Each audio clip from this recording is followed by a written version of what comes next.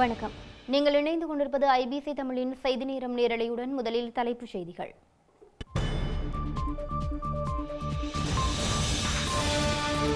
தமிழர் தாயக உரிமைக்கான பேரணி திருகோணமலையில் தரிப்பு.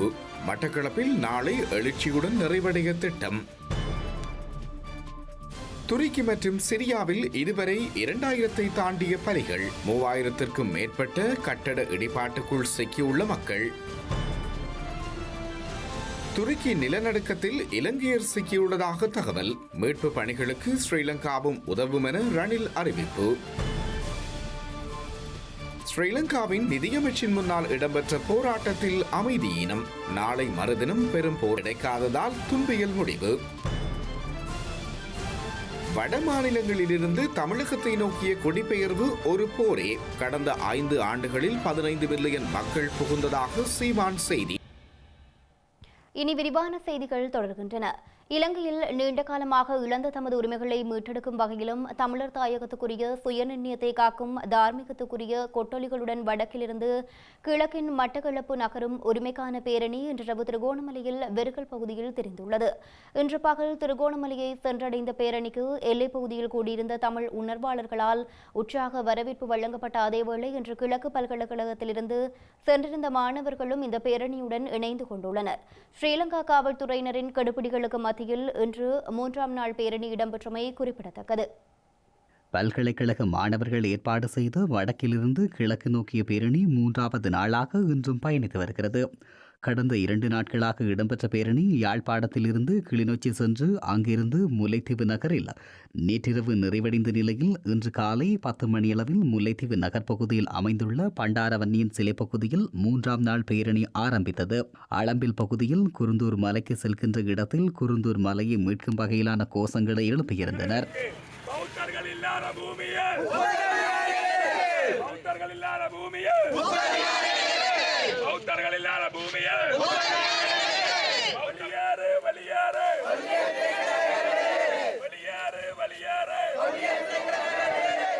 இதனைத் தொடர்ந்து அளம்பில் மாவீரர் துயிலும் இல்லத்தில் அஞ்சலி செலுத்தினர்.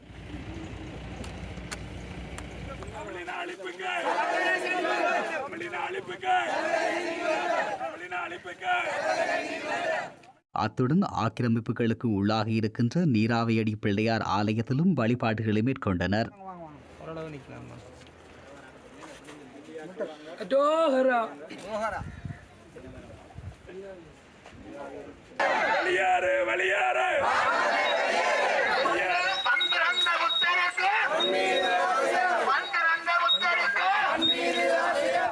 இதனையடுத்து மணலாறு ஊடாக தென்னமரவாடி சென்று புல்மோட்டை ஊடாக திருகோணமலையை நோக்கி பயணமாகியது. இந்த பேரணியுடன் கிழக்கிலிருந்து வந்த போராட்டக்காரர்களும் திரியாய் பகுதியில் இணைந்து கொண்டனர். வடக்கு கிழக்கு மாகாணங்களின் எல்லை பகுதியில் மாபெரும் கோஷங்களுடன் போராட்டத்தை மேற்கொண்டிருந்தனர். இந்த பகுதி வெறுமனே மாகாணங்களாக பிரிக்கப்பட்டுள்ளே தவிர எங்களை பிரிக்கவில்லை. வடக்கு கிழக்கு மக்களாக நாங்கள் ஒன்றிணைந்து இருக்கின்றோம். ஆனாலும் இந்த பகுதியிலே சிங்களமயப்படுத்தப்பட்ட குடியேற்றங்கள் காணப்படுகின்றது. இந்த இடம் எமது இடம், எமது வடக்கு கிழக்கு என்பது தமிழருடைய தாயகம். அந்த இடங்கள் மீட்கப்பட வேண்டும். தொடர்ந்து வடக்கு கிழக்கு ஒற்றுமையாக இருப்போம். மேலும் இந்த பேரணி தொடர்ச்சியாக வெற்றியடையும். அதோடு எமது உரிமைகள் மீட்டெடுக்கப்படும். இந்த வடக்கு கிழக்கு மாகாணங்கள் என்ற பிரிவினை வெறும் வார்த்தையாகவே காணப்படும். ஏனென்றால் நாங்கள் மக்களாக இணைந்துள்ளோம், மக்களாகவே என்றும் இணைந்திருப்போம். பேரத்துக்கு பேச்சு நான் நெகோசியபிள், பேரத்துக்கு அப்பாற்பட்டது. இது பிரிக்கப்பட்டது இணைக்கோள் சொல்றது எங்களுடையது சேர்ந்திருந்ததை பிரித்திருக்கிறார். அது டிமர்ஜ் பண்ணப்பட்டதை ரீமர்ஜ் பண்ண வேண்டும் என்பது தான் உறுதியான கருத்து. இதை சிங்கள ஆட்சியாளர்கள் இலங்கைக்குள்ளே அவர்கள் ஒற்றையாட்சிக்கு கீழே ஒரு அங்குலம் கூட இறங்க தயாரில்லை. அது வாரான சூழ்நிலையிலே நாங்கள் சர்வதேச சமூகத்திடம் வடக்கு கிழக்கிலே ஒரு பொதுசன வாக்கெடுப்பை சுதந்திரம் வேண்டுமா மாகாண சபைகளா என்ற வாக்கெடுப்பை நடத்துவதற்கு நாங்கள் சர்வதேச சமூகத்தை கேட்க வேண்டியிருக்கிறது. புலம்பெயர்ந்த மக்களும் வாக்களிக்கக்கூடிய இடத்திலே அந்த வாக்களிப்பின் ஊடாகத்தான் நாங்கள் எங்களை நாங்களே ஆளக்கூடிய தீர்வு ஏற்படும். எங்களுக்கு விடப்பட வேண்டும். எங்களுடைய தாயகம் எங்களால் ஆளப்பட வேண்டும். இதுதான் எங்களுடைய நோக்கம். இதனுடைய வரலாற்று பாடமாகத்தான் இன்று பல்கலைக்கழக மாணவர்கள் இன்று முல்லைத்தீவை கடந்து திருவண்ணாமலை மாவட்டத்துக்குள் நுழைந்து கொண்டிருக்கின்றோம். இதனையடுத்து கிழக்கிலிருந்து ஏனைய சில தரப்பினரும் போராட்டத்தில் இணைந்து கொண்டு பேரணிக்கு வலு சேர்த்தனர். இதனையடுத்து குறித்த பேரணி பெர்கல் பகுதியில் நிறைவடைந்துள்ளது.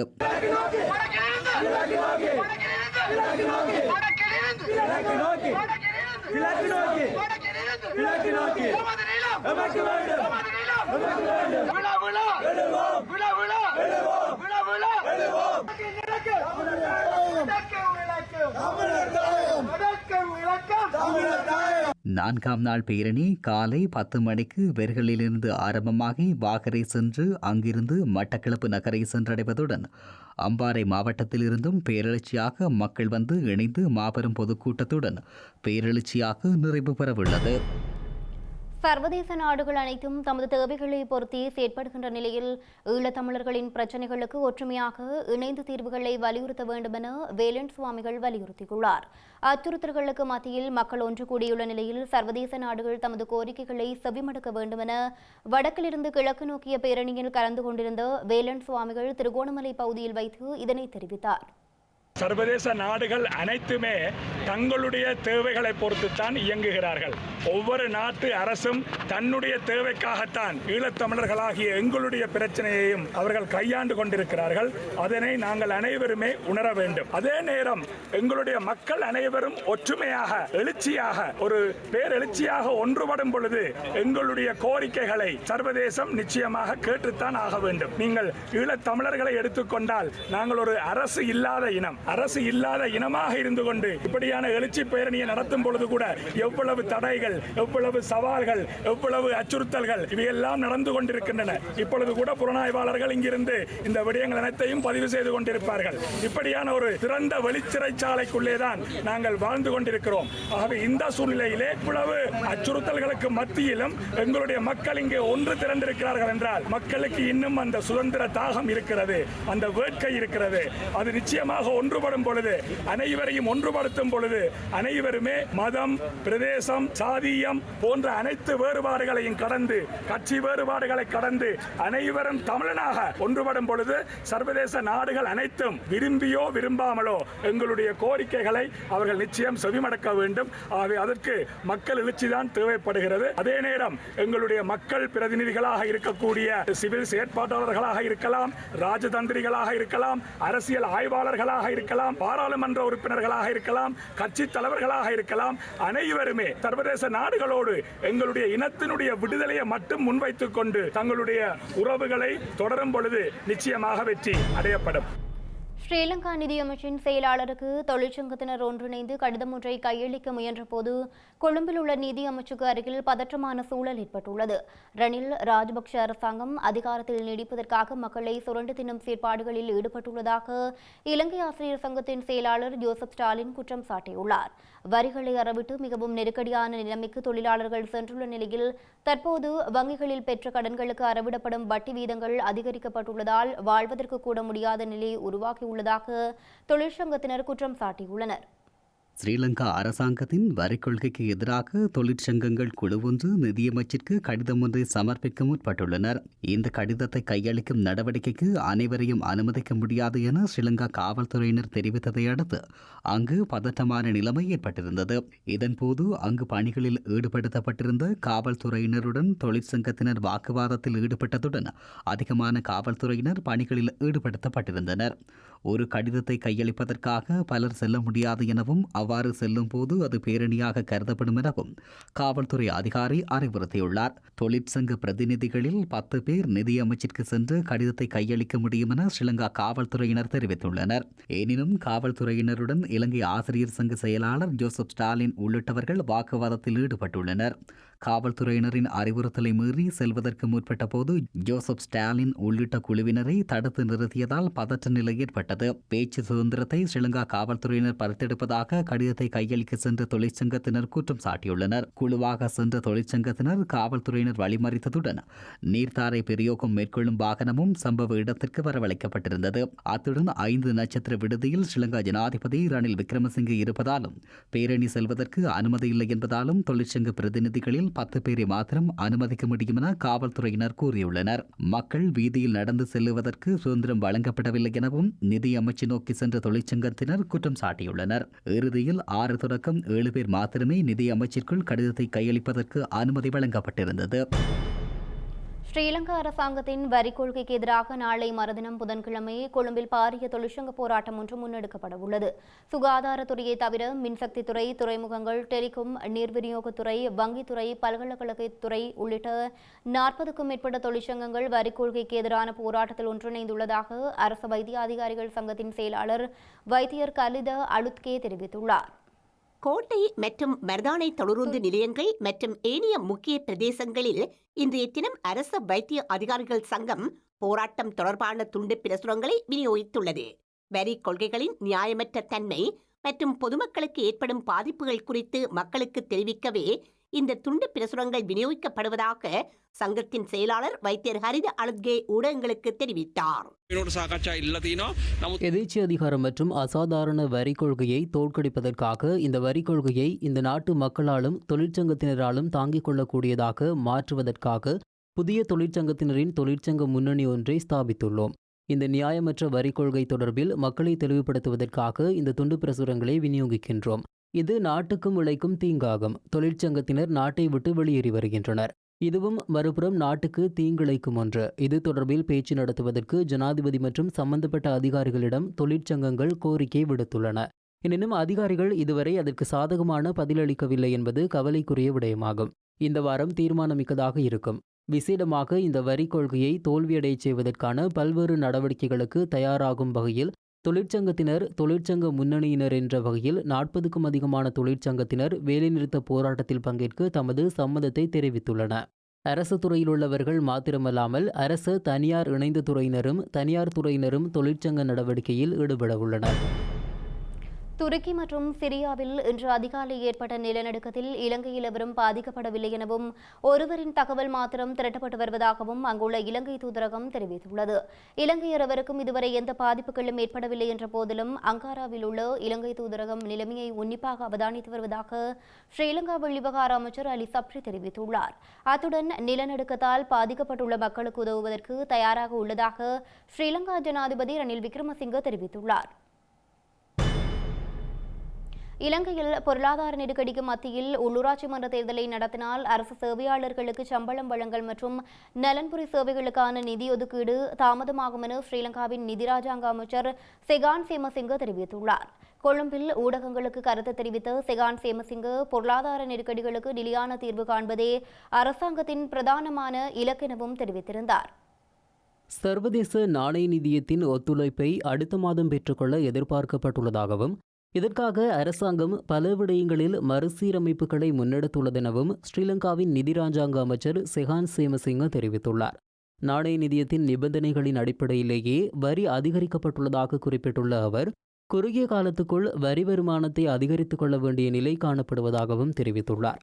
வரி அதிகரிப்பினால் நடுத்தர மக்கள் பாதிக்கப்பட்டுள்ளதை ஏற்றுக்கொள்வதாகவும் பொருளாதார பாதிப்புக்கு மத்தியில் நடுத்தர மக்களுக்கு இயலுமான அளவு நிவாரணம் வழங்க ஸ்ரீலங்கா அரசாங்கம் உரிய நடவடிக்கைகளை எடுத்துள்ளதாகவும் செகான் சேமசிங்க தெரிவித்துள்ளார்.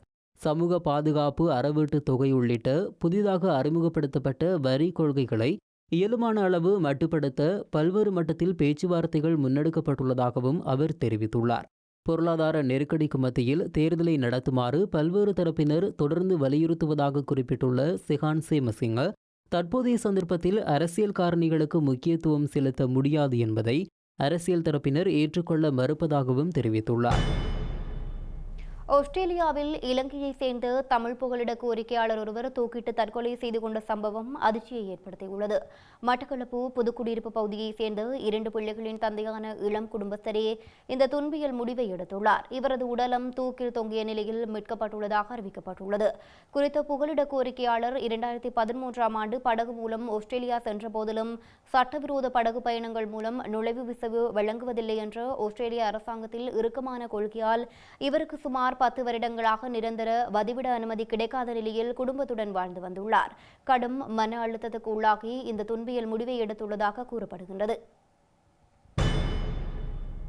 ஸ்ரீலங்கா பொதுஜன பெரமுனவிலிருந்து விலகிய பேராசிரியர் GLP ரீஸ் டலஸ் அழகப்பெரும உள்ளிட்ட குழுவினர் தொடர்பில் மேற்கொள்ளப்பட வேண்டிய நடவடிக்கைகள் குறித்து சட்ட ஆலோசனை பெற்று வருவதாக கட்சியின் பொதுச் செயலாளர் சாகர காரியவசம் தெரிவித்துள்ளார். கொழும்பில் இடம்பெற்ற நிகழ்வொன்றின் போது ஊடகங்களுக்கு கருத்து வெளியிட்ட சாகர காரியவசம் 13வது திருத்தத்தை முழுமையாக நடைமுறைப்படுத்துவதற்கான தீர்மானம் தொடர்பில் ஆராய வேண்டும் என்றும் குறிப்பிட்டுள்ளார். ஸ்ரீலங்கா பொதுஜன பெரமுனவிற்கு தலைவர் இல்லாததால் எந்த பாதிப்பும் இல்லை எனவும் தேர்தல் வெற்றிக்கு தேவையான வேலை திட்டம் செயல்படுத்தப்பட்டு வருவதாகவும் அந்த கட்சியின் பொதுச் செயலாளர் சாகர காரியவசம் தெரிவித்துள்ளார். ஸ்ரீலங்கா பொதுஜன பெரமுனவின் தேர்தல் வேலை திட்டம் தயாரிக்கப்பட்டுள்ளதாகவும் வாக்குகள் எண்ணப்படும் போது யார் வெற்றி பெற்றுள்ளனர் என்பதனை அறிய முடியும் எனவும் அவர் தெரிவித்துள்ளார். அத்துடன் சர்ச்சைக்குரிய 13வது திருத்தத்தை முழுமையாக நடைமுறைப்படுத்துவதற்கான தீர்மானத்தை அவசரமாக எடுக்கக்கூடாது எனவும் சாகர காரியவசம் தெரிவித்துள்ளார். அதிகார பகிர்வை நிச்சயமாக எதிர்க்கவில்லை என குறிப்பிட்ட அவர், எனினும் குழப்பத்தை ஏற்படுத்தக்கூடிய நிகழ்ச்சி நிரலுக்கு எக்காரணம் கொண்டும் ஆதரவளிக்க முடியாது எனவும் தெரிவித்துள்ளார். ஸ்ரீலங்காவின் கடந்த 7 ஜனாதிபதிகளும் காவல்துறை மற்றும் காணி அதிகாரங்களை வழங்குவதை ஏன் தவிர்த்தார்கள் என்பதை முதலில் ஆராய வேண்டும் எனவும் அவர் குறிப்பிட்டுள்ளார். இதேவேளை மொழி மற்றும் மதத்தின் அடிப்படையில் முடிவுகள் எடுக்கப்பட்டால் மோசமான விளைவுகளை சந்திக்க நேரிடும் எனவும் சாகர காரியவசம் தெரிவித்துள்ளார். இலங்கையின் நீதிமன்றம் தொடர்பில் தற்போதும் தமக்கு நம்பிக்கை உள்ளதாகவும் தாம் எந்தவொரு குற்றத்தையும் இழைக்கவில்லை எனவும் இன்று பிணையில் விடுதலை செய்யப்பட்ட இலங்கையின் வலையொலி மற்றும் அரசியல் வலைப்பதிவாளரான தர்ஷன கந்துன்கொட தெரிவித்துள்ளார்.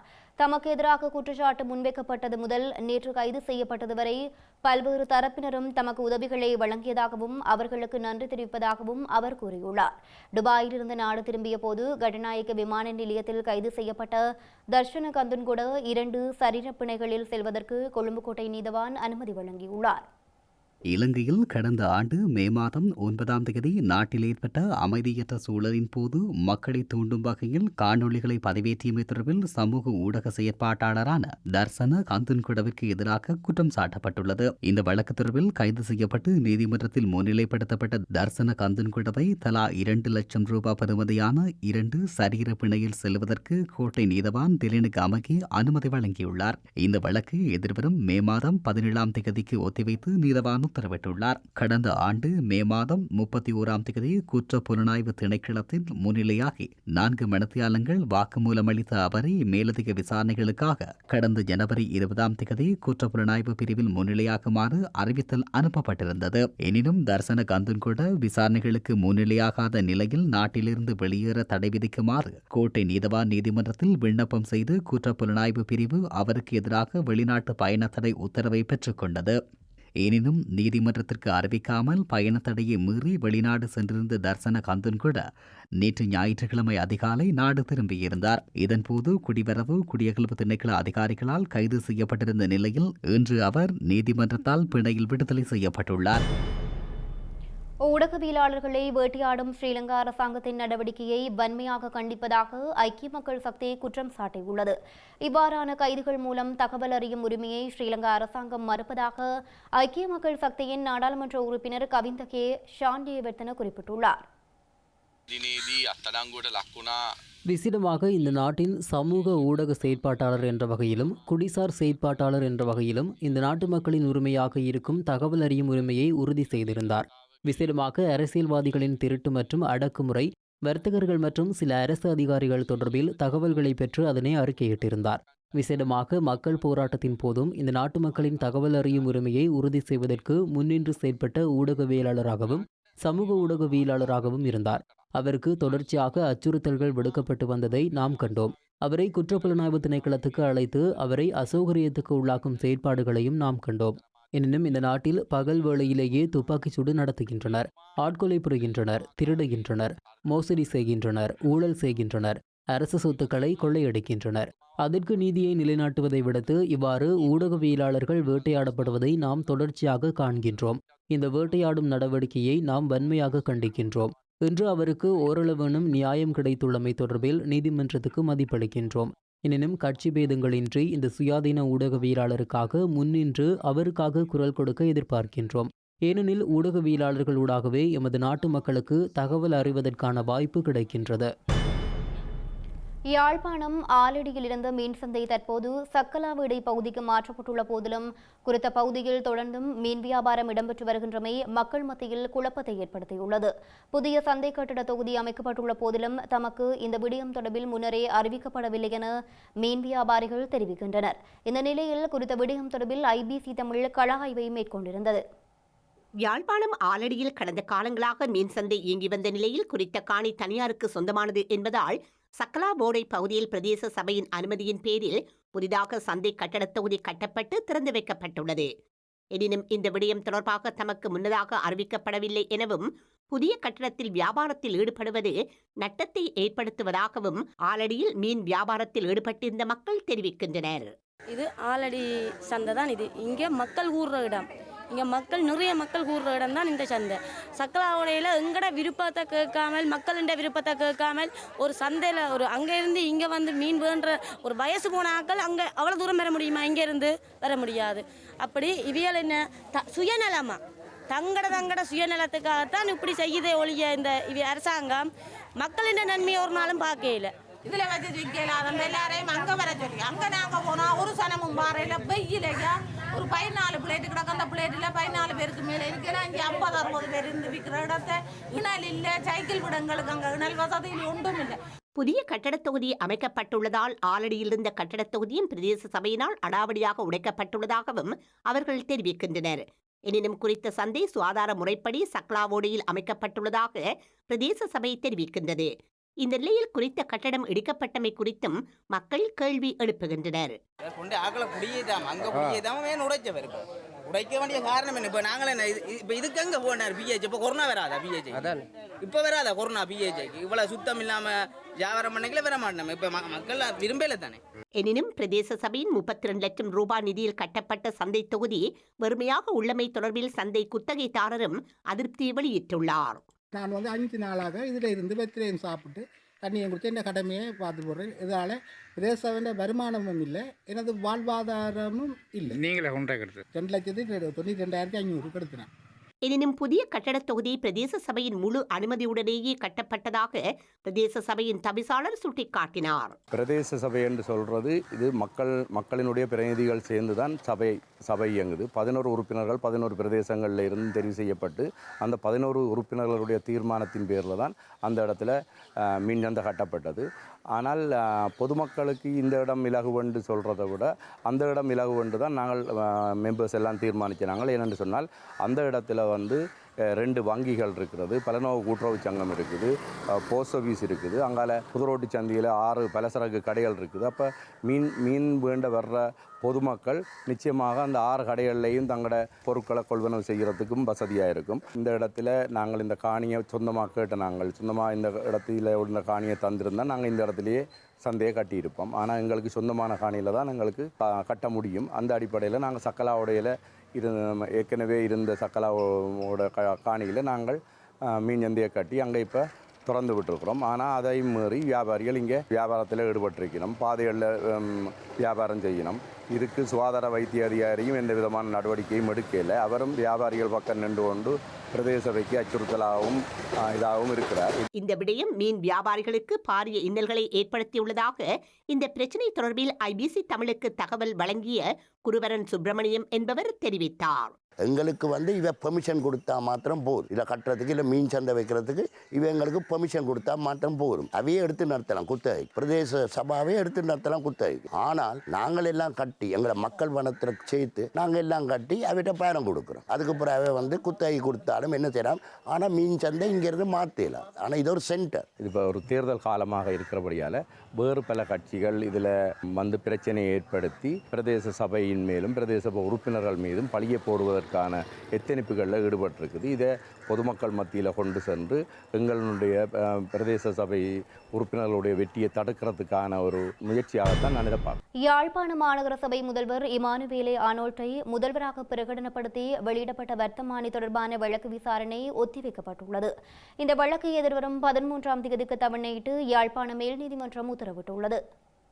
ஜனவரி 20 வெளியிடப்பட்ட அதிவிசேட வர்த்தமானி அறிவித்தலின் மூலம் வடக்கு மாகாண உள்ளூராட்சி ஆணையாளரால் யாழ் மாநகர சபையின் முதல்வராக இமானுவேல் ஆர்னோல்ட் பிரகடனப்படுத்தப்பட்டிருந்தார். இந்த நிலையில் மாநகர சபை முதல்வர் ஆர்னோல்ட் முதல்வராக பிரகடனப்படுத்தப்பட்டமை சட்டவிரோதமானது எனவும் அவரது பதவி நியமனம் குறித்த வர்த்தமானி அறிவித்தலை செல்லுபடியற்றதாக அறிவிப்பதுடன் முதல்வராக ஆர்னோல்ட் தொடர்வதை இடைக்கால தடை உத்தரவு விதிக்குமாறு கோரி யாழ் மாநகர சபை உறுப்பினர் பார்த்தீபன் நீதிமன்றத்தில் மனு கையளித்திருந்தார். இந்த மனு மீதான விசாரணை இன்று யாழ்ப்பாணம் மேல் நீதிமன்றத்தில் விசாரணைக்கு எடுத்துக் கொள்ளப்பட்டது.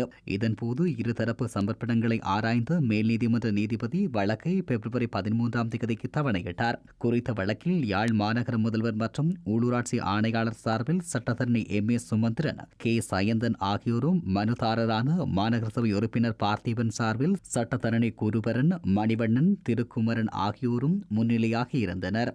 நாங்கள் கோரிய இடைக்கால நிவாரணம் என்னவென்றால், 3ஆம் எதிர்மனதாராக பெயர் குறிப்பிடப்பட்டிருக்கின்ற ஆர்னல்ட் அவர்களை முதல்வராக தெரிவு செய்யப்பட்டு வெளியிடப்பட்ட வர்த்தமானி பிரசுரத்தினுடைய செயற்பாடுகளை இடைநிறுத்த வேண்டும் என்பதுதான் எங்களுடைய பிரதானமான பெட்டிஷனர் மனுதாரருடைய பிரதானமான கோரிக்கையாக இருந்தது. எதிர்மனதாரராக நான் ஆஜராகி அந்த கோரிக்கைக்கு என்னுடைய சம்மதத்தை தெரிவித்தேன். தனக்கு தெரிந்த நிகழ்வுகளை மட்டும்தான் தன்னுடைய சத்திய கடதாசியிலே கூற முடியும். ஆனால் அவர் சவாலுக்கு உட்படுத்திருக்கிற கூட்டத்திலே அவர் தான் கலந்து கொண்டாரா இல்லையா என்று கூட சொல்லவில்லை. அவர் கலந்து கொள்ளாத கூட்டத்திலே நிகழ்ந்தவற்றை தன்னுடைய சத்திய கடதாசியிலே அவர் சொல்லியிருக்க முடியாது என்பதோடு அந்த சத்திய கடதாசியிலே இருக்கிற வேறு பல குறைபாடுகளையும் சுட்டிக்காட்டி முதன் நிலையிலேயே இந்த மனு நிராகரிக்கப்பட வேண்டும் என்ற ஒரு பூர்வாங்க ஆட்சேபனை எழுப்பப்பட்டிருக்கிறது. அது சம்பந்தமாகவும் சமர்ப்பணங்கள் செய்யப்பட்டிருக்கின்றன. 13ஆம் தேதிக்கு பிறகு இந்த இடைக்கால உத்தரவு சம்பந்தமாக நீதிமன்றம் உத்தரவு ஒன்றை செய்கிற போது இந்த பூர்வாங்க ஆட்சேபனை பற்றியும் கருத்தில் எடுத்து ஒரு உத்தரவை கொடுக்க இருக்கிறது. இலங்கையில் எதிர்வரும் ஆகஸ்ட் மாதம் எஸ்எல் பிரகர நடைபெறும் காலம் நெருங்கும் போது பொருளாதார நிவாரணத்தை பெற்றுக்கொள்ளக்கூடியதாக இருக்கும் என ஸ்ரீலங்கா ஜனாதிபதி ரணில் விக்ரமசிங்க தெரிவித்துள்ளார். கொழும்பு கங்காராமை விகாரையில் நேற்றிரவு ஆரம்பமான நவம் பிரகர நிகழ்வில் கலந்து கொண்டு உரையாற்றிய ஸ்ரீலங்கா ஜனாதிபதி நெருக்கடியிலிருந்து மீள்வதற்கு அனைவரும் ஒன்றிணைய வேண்டும் என்றும் தெரிவித்திருந்தார். ஸ்ரீலங்காவின் 75வது சுதந்திர தினத்துடனேயே கொழும்பு நவம் பிரகராவும் நடைபெறுகிறது. நவம் பிரகராவும் கங்காராமை விகாரையும் இந்த நாட்டின் சுதந்திரத்துடன் தொடர்புடையவை. நாம் அனைவரும் இன்று கடினமான காலகட்டத்தை கடந்து கொண்டிருக்கிறோம். இந்த நிலையிலிருந்து மீள முயற்சித்து வருகிறோம். நாம் அனைவரும் தனிப்பட்ட ரீதியில் மீள முயலாமல் இந்த நாட்டை மீட்க முயற்சிக்க வேண்டும். அதே நேரத்தில் நமது கடந்த கால பாரம்பரியம் பாதுகாக்கப்பட வேண்டும். சுதந்திரம் அடைந்து 75 வருடங்கள் நிறைவடையும் நிலையில் கடந்த கால மரபுகளை முன்னெடுத்துச் செல்லும் வகையில் இந்த எசல மகா பெரகர பிரம்மாண்டமாக ஏற்பாடு செய்யப்பட்டுள்ளது. மேலும் வருடாந்தம் இந்த பெரகரா நடத்தப்படுவது நாட்டிற்கு கிடைத்த பாக்கியமாக கருதுகிறேன். இந்த இக்கட்டான சூழ்நிலையிலிருந்து நாட்டை மீட்டெடுக்க இது ஒரு ஆசீர்வாதமாக இருக்கும் என்று நான் நம்புகிறேன். குறிப்பாக பிப்ரவரி 4 சுதந்திர தினம் கொண்டாடப்படுவதையும் பிப்ரவரி 5 கங்காராமை நவம் மகா பெரகரா நடைபெறுவதையும் ஒரு சுப அடையாளமாக குறிப்பிடலாம். இன்று நாம் சிரமமான காலத்தை அனுபவித்தாலும் இவ்வருட எசல பெரகரா சமயத்தில் இதனைவிட அதிக நிவாரணம் பெற முடியும் என நம்புகிறேன். ஸ்ரீலங்கா அரசாங்கம் சர்வதேச நாணய நிதியத்தை காரணம் காட்டி நாளுக்கு நாள் விலை அதிகரிப்புகளை மேற்கொள்வதாகவும், எனவே நாணய நிதியத்துடனான ஒப்பந்தத்தை வெளியிட வேண்டும் எனவும் ஸ்ரீலங்காவின் எதிர்க்கட்சித் தலைவர் சஜித் பிரேமதாச தெரிவித்துள்ளார். மினுவாங்குடி நகரில் இடம்பெற்ற தேர்தல் பிரச்சார பொதுக்கூட்டத்தில் கலந்து கொண்டு உரையாற்றிய சஜித் பிரேமதாசா சர்வதேச நாணய நிதியத்தின் போர்வையில் இலங்கை மக்கள் நசுக்கப்படுவதாகவும் தெரிவித்திருந்தார். திருடர்களை பிடிக்கும் செயற்பாட்டில் இளைஞர்கள் நியமிக்கப்படுகிறார்கள். அண்மை காலமாக அரச பயங்கரவாதத்தால் பாதிக்கப்பட்ட இளைஞர்களுக்கும் இந்த வாய்ப்பு வழங்கப்படும். தற்போதைய அரசாங்கம் மக்கள் ஆணையில்லாத அரசாங்கம். தற்போதைய அரசாங்கம் மொட்டு யானை கூட்டரசாங்கமாகும். தற்போதைய அரசாங்கத்திற்கு மக்கள் ஆணை காலாவதியான நாடாளுமன்றம் மட்டுமே எஞ்சியுள்ளது. இவ்வாறு மக்களான இல்லாத அரசாங்கத்தால் பல்வேறு அமைப்புகளுடன் ஒப்பந்தம் செய்து கொண்டு மக்களின் வாழ்க்கையை அளிக்க முடியாது. எரிவாயு விலை 300 ரூபாவால் அதிகரிக்கப்பட்டுள்ளது. பெட்ரோல் விலை ஏற்கனவே அதிகரிக்கப்பட்டுள்ளது. மின் கட்டணம் இன்னும் 2 மடங்கால் அதிகரிக்கும். மின்சார கட்டணம் மேலும் 75% அதிகரிக்கப்படும். சர்வதேச நாணய நிதியம் கூறியதன் காரணமாகவே இவ்வாறு செய்கிறோம் என ஜனாதிபதி காரணம் கூறுகிறார். சர்வதேச நாணய நிதியத்தின் ஊழியர் மட்ட ஒப்பந்தத்தை நாடாளுமன்றத்தில் சமர்ப்பிக்குமாறு கோரினாலும் இதுவரை அது சமர்ப்பிக்கப்படவில்லை. இன்று சகலதையும் சர்வதேச நாணய நிதியத்தின் போர்வையில் மேற்கொண்டு மக்களை நசுக்கி வருகின்றனர். ராஜபக்சர்கள் இலங்கை மக்களுக்கு தீங்கை விளைவிக்கவில்லை எனவும் அறிவார்ந்த மக்கள் ராஜபக்சர்களுக்கு தொடர்ந்து ஆதரவு வழங்குவார்கள் என்ற நம்பிக்கை உள்ளதாகவும் ஸ்ரீலங்கா பொதுஜன பெரமுனவின் நாடாளுமன்ற உறுப்பினர் ரோகிதா அபேகுணவர்த்தன தெரிவித்துள்ளார். பொதுஜன பெரமுன காரியாலயத்தில் இன்று இடம்பெற்ற ஊடகவியலாளர் சந்திப்பில் கலந்து கொண்டு கருத்து வெளியிட்ட ரோகிதா அபேகுணவர்த்தன பொருளாதார நெருக்கடிகளுக்கு மத்தியில் தேர்தல் நடத்தப்பட வேண்டுமா என்பது தொடர்பில் அவதானம் செலுத்த வேண்டும் எனவும் தெரிவித்திருந்தார். கட்சி என்ற ரீதியில் உள்ளூராட்சி மன்ற தேர்தலுக்கு தயாராகவே உள்ளோம். பொருளாதார நெருக்கடிக்கு மத்தியில் தேர்தல் நடாத்தப்பட வேண்டுமா என்பது குறித்து தனிப்பட்ட முறையில் அவதானம் செலுத்த வேண்டும். வெற்றியோ தோல்வியோ தேர்தலில் போட்டியிடுவோம். தேர்தலை கண்டு அஞ்ச வேண்டிய தேவை எமக்கு கிடையாது. ஸ்ரீலங்கா பொதுஜன பெரமுன 2018ஆம் ஆண்டு முதல் இடம்பெற்ற தேசிய தேர்தல்களில் அமோக வெற்றி பெற்றது. இடம்பெறவுள்ள உள்ளூராட்சி மன்ற தேர்தலில் அமோக வெற்றி பெறும். நாட்டு மக்கள் பொதுஜன பெரமுனவிற்கு ஆட்சி அதிகாரத்தை மீண்டும் ஒப்படைப்பார்கள். பிரதான நிலை அரசியல் களத்தில் பொதுஜன பெரமுனவுக்கு எந்த அரசியல் கட்சிகளும் சவால் அல்ல. மக்கள் விடுதலை முன்னணி நாட்டில் எவ்வாறான நிலையை தோற்றுவித்தது என்பதை நாட்டு மக்கள் நன்கு அறிவார்கள். மக்கள் மத்தியில் செல்ல முடியாத காரணத்தினால்தான் அவர்கள் தேசிய மக்கள் சக்தி என்ற பெயரை மாற்றிக்கொண்டு செல்லுகிறார்கள். ராஜபக்சர்கள் நாட்டிற்கு தீங்கிழைக்கவில்லை, அளப்பரிய சேவையாற்றியிருக்கிறார்கள். அறிவார்ந்த மக்கள் ராஜபக்சர்களுக்கு தொடர்ந்து ஆதரவு வழங்குவார்கள் என்ற நம்பிக்கை உள்ளது. இடம்பெறவுள்ள தேசிய தேர்தல்களில் நிச்சயம் வெற்றி பெறுவோம். செய்தி நேரத்தில் நிறைவாக இனி மீண்டும் தலைப்புச் செய்திகள்.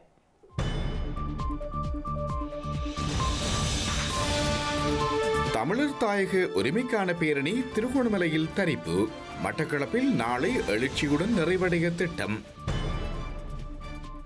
துருக்கி மற்றும் சிரியாவில் இதுவரை 2000-ஐ தாண்டிய பலிகள். 3000-க்கும் மேற்பட்ட கட்டட இடிபாட்டுக்குள் சிக்கியுள்ள மக்கள். துருக்கி நிலநடுக்கத்தில் இலங்கையர் சிக்கியுள்ளதாக தகவல். மீட்பு பணிகளுக்கு ஸ்ரீலங்காவும் உதவும் என ரணில் அறிவிப்பு. ஸ்ரீலங்காவின் நிதியமைச்சின் முன்னால் இடம்பெற்ற போராட்டத்தில் அமைதியினம். நாளை மறுதினம் பெரும் போராட்டத்திற்கு தயாராகும் தொழிற்சங்கங்கள். ஆஸ்திரேலியாவில் தமிழ் புகலிட கோரிக்கையாளர் தற்கொலை. நிரந்தர வதிவிட அனுமதி கிடைக்காததால் துன்பியல் முடிவு. வட மாநிலங்களிலிருந்து தமிழகத்தை நோக்கிய குடிபெயர்வு ஒரு போரே. கடந்த 5 ஆண்டுகளில் 15 மில்லியன் மக்கள் புகுந்ததாக சீமான் செய்தி. இத்துடன் IBC தமிழின் செய்தி நேரம் நேரலை நிறைவடைகின்றது. உடனுக்குடன் செய்திகளை அறிந்து கொள்ள ibctamil.com என்ற நமது இணையதளத்தை பார்வையிடுங்கள். வணக்கம்.